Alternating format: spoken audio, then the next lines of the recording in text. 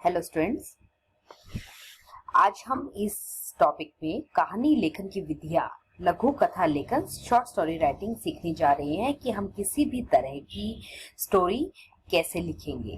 कहानी का अधिकाधिक प्रचार प्रसार होने के कारण छात्रों से भी आशा की जाती है कि वे भी इस ओर ध्यान दें कि कहानी लिखने का अभ्यास करें, क्योंकि उसमें सृजनात्मक शक्ति जागती है, जिससे उन्हें उपेक्षा की जाती है कि वे 4 विधियों से कहानी लिखने के अभ्यास करें। आपको प्रश्न पत्र में 4 तरह की कहानियां लिखनी आ सकती हैं। नंबर 1 है कहानी की सहायता या आधार पर कहानी लिखना। आपको संकेत बिंदु दिए जाएंगे, उनके आधार पर आपको कहानी लिखनी होगी। दूसरा, रूपरेखा के सहारे कहानी लिखना। आपको रूपरेखा दी जाएगी और उसके सहारे आपको कहानी को आगे बढ़ाना होगा।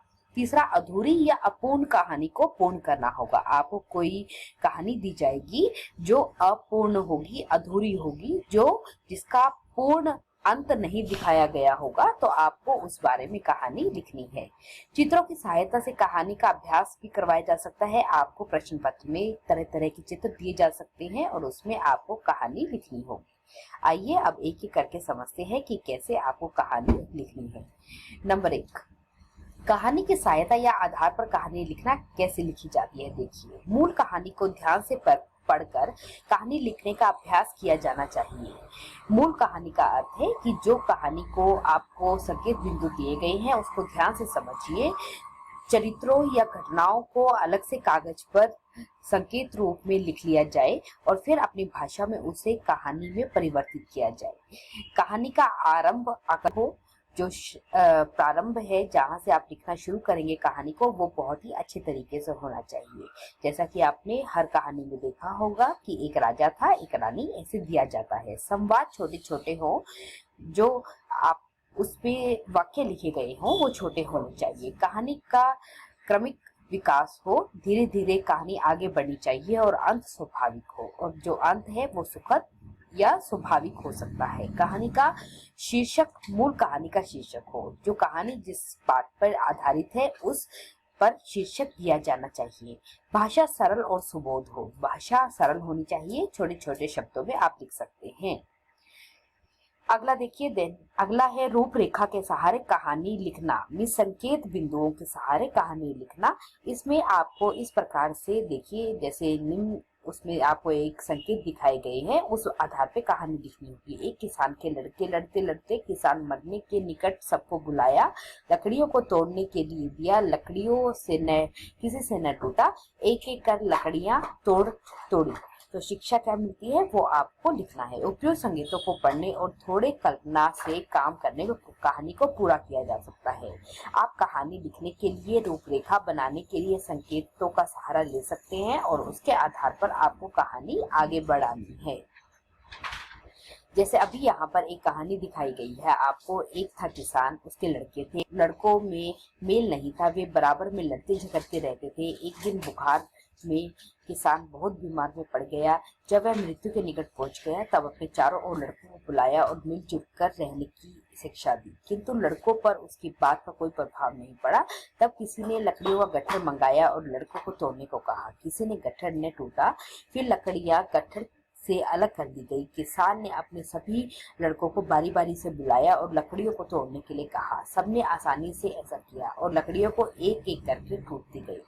अब लड़कों की आंखें खुली, तब उन्होंने समझ में आया कि आपस में मिलजुल कर रहने में कितना बल है। तो इससे हमें मॉरल शिक्षा मिलती है कि मिलजुल कर रहने से में ही बल है। तीसरे प्रकार की कहानी होती है अपूर्ण कहानी को पूर्ण करना। छात्रों में कल्पना शक्ति जगाने के लिए इस प्रकार की कहानियां दी जाती हैं, जैसे दी गई है, लेकिन अंत आपको दिखाना है करके। कोई ने गाना सुनाने के लिए जो ही अपनी चोंच खोली, रोटी का टुकड़ा मुंह से गिर गया। टुकड़ा ले लोमड़ी हंस हंस खाने लगी और कौवा अपनी मूर्खता पर पछताने लगा। अगर दूसरी बार आए तो लोमड़ी क्या करेगी। इस तरह की अपूर्ण कहानी को आपको पूर्ण करके दिखाना है और अपनी कल्पना की शक्ति पे अपने विचारों से उस कहानी को पूर्ण करना है। चौथा, चौथे तरीके का जो कहानी लेखन रहता है वो रहता है चित्रों की सहायता से कहानी लिखना। चित्र भाव या विचार को जगाते हैं, हम इनमें हमारी कल्पना शक्ति जागती है। छात्रों में भाव और कल्पना शक्ति को जगाने के लिए दिए गए चित्रों की सहायता से कहानी को पूरा किया जाता है। जैसे आपने बचपन में भी देखा होगा कि बहुत सी आपको चित्र दिए जाते थे और उसके आधार पर आपको कहानी बनाने के लिए कहा जाता था, उसी प्रकार आपको कहानी बनानी है।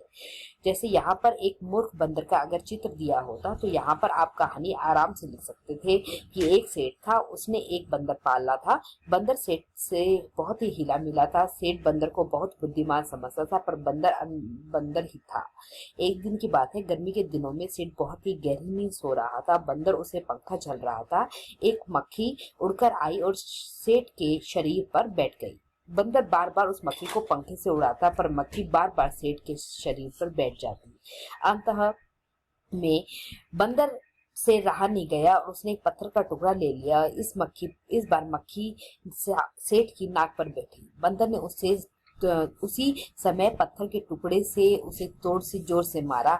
मक्खी तो उड़ गई, पर बेचारे सेठ की नाक टूट गई और उसका दांत भी टूट गया और वो बेहोश हो गए। इससे शिक्षा मिलती है कि मूर्ख से बचें। तो इस प्रकार आपको कहानी के बारे में दिखाया जाता है।